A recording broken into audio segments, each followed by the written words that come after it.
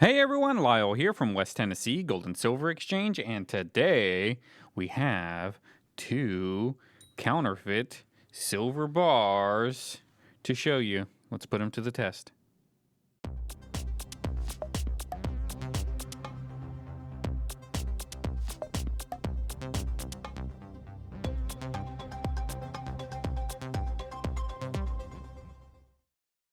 What's going on, everyone? My name is Lyle, and I own West Tennessee Gold and Silver Exchange here in Savannah, Tennessee. And I do a lot of videos of all of the cool collections that come into the store, a lot of unboxing videos, a lot of other coin-related content, like this one right here, which I am looking at these two fake silver bars.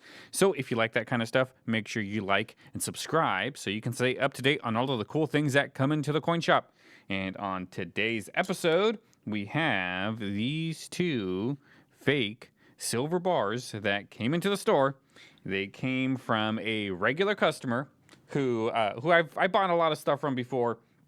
So there was no ill intention on trying to pass off these fake ones off to me. It was she keeps bringing in a couple of batches here and there as she needs some cash to get through, and these were in that last batch that I got from her. And at first glance, they look real. They look like regular silver bars, but when you really dig closer to them, they are as fake as can be. And what threw me off is that she had all of them in like the plastic sheets that they come in and people just cut them out. So she had those, and then she had these guys inside like these really hard ones. And I think it was more or less because she bought these from somebody else who had them in these things. You can't really test them well when they're in these really big, bulky ones. So I had to take them out. And once I felt this Atmex one, I was like, yeah, I don't think that's real. I mean, they feel about right. I mean, I got here's a real, how do you say, Asahi bar over here. So this one is real. These guys are not. So as like you can like feel the difference, which is kind of weird that I'm getting to the point where I've touched so much of this stuff, fake and real, that I'm like able to tell the difference by the touch. So that kind of threw me off a little bit. So of course, with everything, I got my Sigma. I test everything with the Sigma, and if the Sigma gives me any weird readings, I'll do other stuff. So let me bust out the Sigma, and I'll show you what kind of readings I got on these guys that were alarming. Kind of told me that they were not real. We're gonna run. If you don't have a Sigma, this is a really cool tool to have. This one cost me about $900, give or take, so they're kind of pricey, but in this business, it only takes one bad gold eagle to ruin it for a while. So I have it to the right setting. As you can see, I'm going to put this one up here, and it is dead on. That is what you want to see. You want to see that it is right in the center. And let's put this Birth Mint bar on it, and you can tell that it's saying it is no good. It is too far to the right. And this Atmex 1, it's saying that it restarts the machine. I did see somewhere that if there's like some type of metal in here, it does make the Sigma restart itself. So that is what's in there. So if it restarts itself, chances are it's not real. So those were the readings that I got, but let's take a closer look at these guys. Here is the Atmex one that restarted the Sigma, and at first glance, it looks real enough. It's got the Atmex logo up top, 1 troy ounce, and I have seen other ones where it says 1 troy ounces, so there's an S at the end, and this one's the one that has the 1 troy ounce, so that is very close to the real Atmex bar. And here is Atmex, American Precious Metals Exchange, atmex.com. Here is a closer look at it. And let's take a look at what it looks like under the microscope. Here it is. Again, at first glance, you can't really tell much of a difference. between this one and the real one. I mean, you can tell right here, it kind of looks like the name is a little weird, not as sharp as the real ones are. Here's the reverse.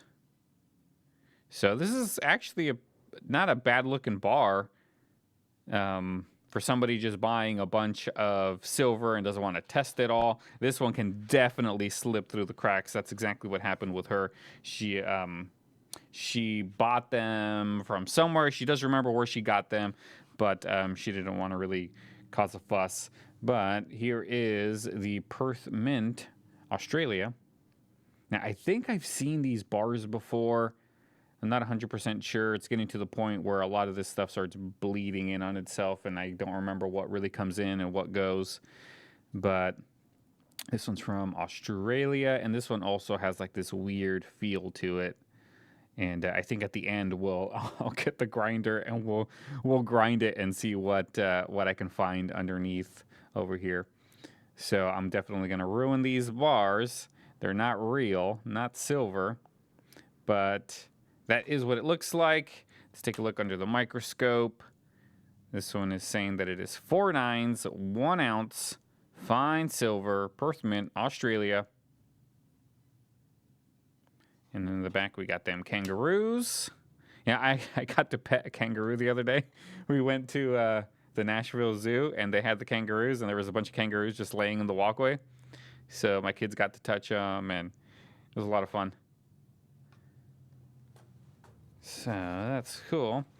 All right, so let's do a little dimensions test. Here's a real one. I know a lot of these are different dimensions, but these guys look like they're kind of close. The Atmex one is a little thicker than the Perth Mint one.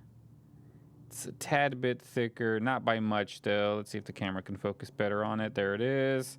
Now let's get the Asahi bar and see how that one is. That one is definitely much thinner than the others. Actually is a close one with these guys, but it does have slight more girth, and the Asahi bar is also a little bit wider as well than the others. You can see I got them all lined up on this side, and you can see that the Asahi bar at the end, come on camera, is a little bit wider.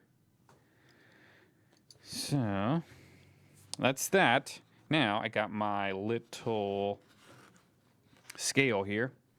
Let's test the real one. Should be 31.1 or near about there. It is 31.2. So that is within the realm of being correct. Let's try this Perth Mint. And it is off by about a gram, which should not be off by that much. If it was really worn, then I can see that. But this one looks like it was just made the other day, hot off the presses. And let's check the Atmex. Atmex was close. Come on, camera. Atmex is at 31.5, so it is really close to being within the realm, but it's off. Not by much though, but it is thicker than the others, so they definitely tried to do that to compensate for the weight. Now, let's do the fun test. Put them this way. And Asahi bar with the magnet. Nothing. Perth Mint, nothing. But Atmex, boom, it took it. So that is not what's supposed to happen. Silver does not have a magnetic property at all. So it should not, come on, baby. Oh, there we go. Should not stick to a magnet, especially one that powerful. That rare earth magnet really does wonders to test for fake stuff. But yeah, guys, that's it. These guys are fake. Do not get fooled out there. Make sure you have all of your tools. Make sure you have your magnets. That really does help.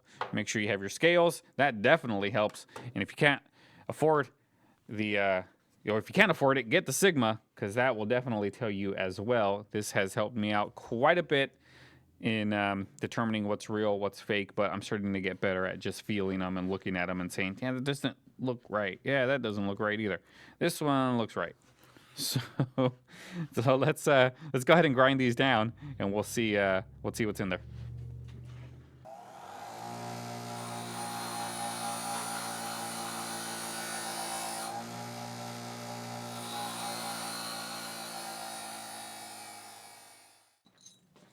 And here they are. These babies are extremely hot because I just grinded them down, but that's all right. I don't mind. It is cold in here, so having some nice heat on these cold hands is definitely good.